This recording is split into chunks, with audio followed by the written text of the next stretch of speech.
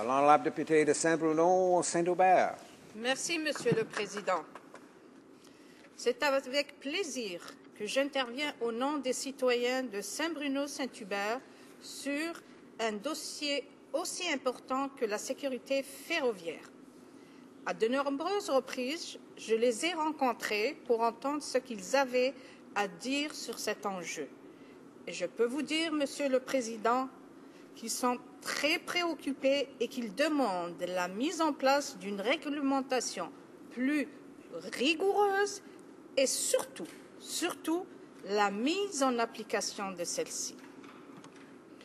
Certes, depuis le terrible accident de lac Mégantic en juillet 2013, les mesures de sécurité supplémentaires ont été prises concernant le transport des matières dangereuses, mais nous pouvons faire plus et nous devons faire mieux.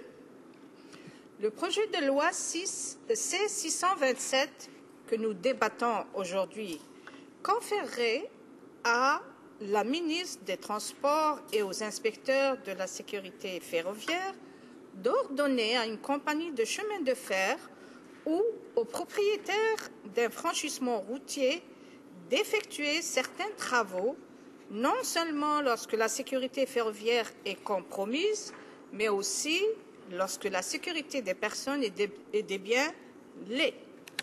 Par exemple, le projet de loi permettrait au ministre de délivrer un ordre obligeant une compagnie à prendre les mesures correctives dans le cas où des barrières continueraient de mal fonctionner sur une voie ferrée.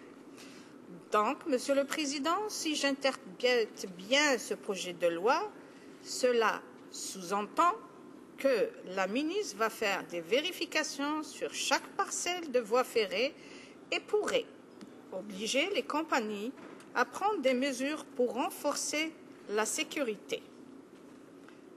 Monsieur le Président, sur le papier, ce projet de loi répondrait aux attentes des citoyens qui demandent plus de passages pour les piétons et plus d'investissement dans la sécurisation de ces derniers.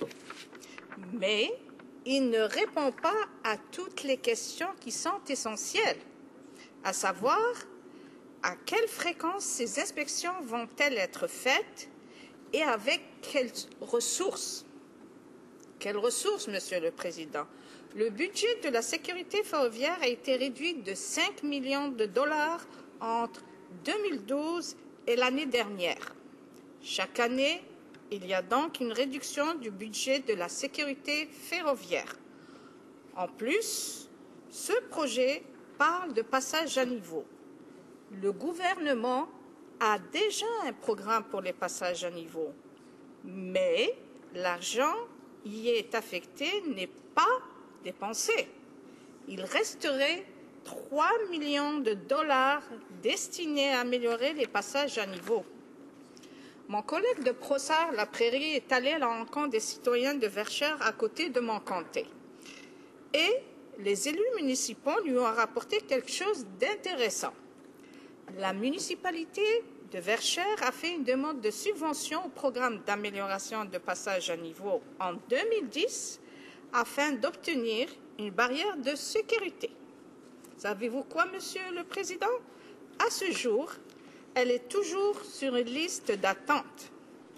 Aujourd'hui, on va nous faire croire que ce projet de loi changerait les choses, qu'à partir d'aujourd'hui, le gouvernement conservateur va écouter les Canadiens et Canadiennes et leur fournir des passages à niveau sécurisés.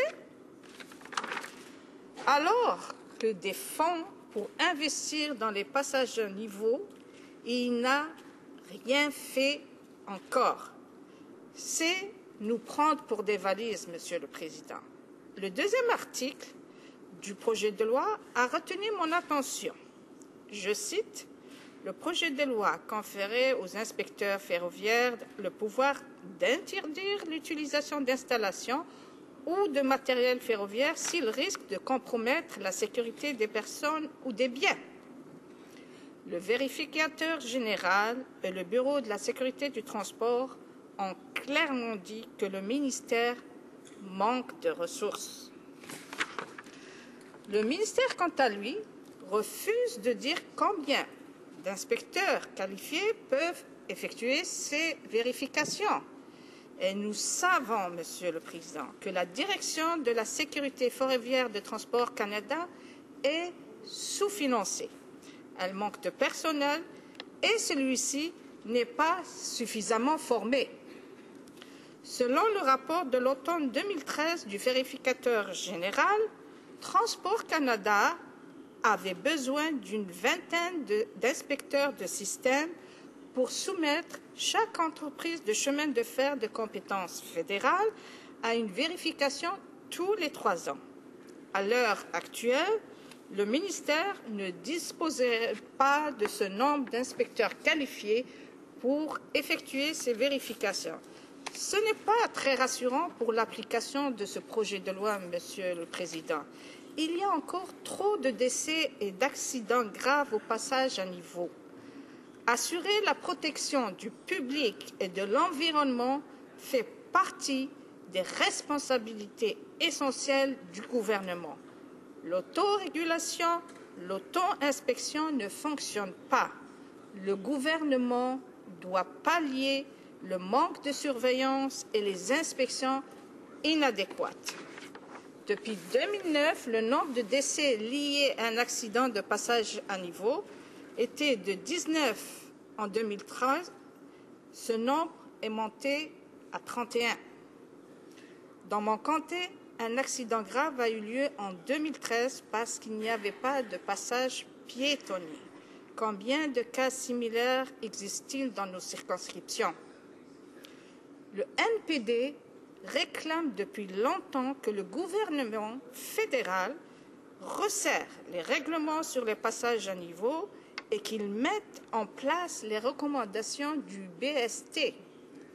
Le projet de loi d'initiative parlementaire comporte de bons éléments.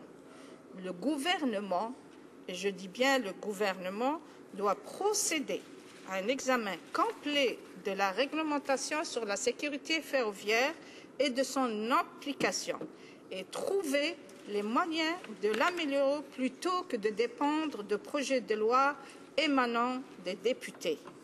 Évidemment, j'ai l'intention de me prononcer en faveur de mesures susceptibles d'améliorer la sécurité des passages à niveau ou la sécurité ferroviaire en général.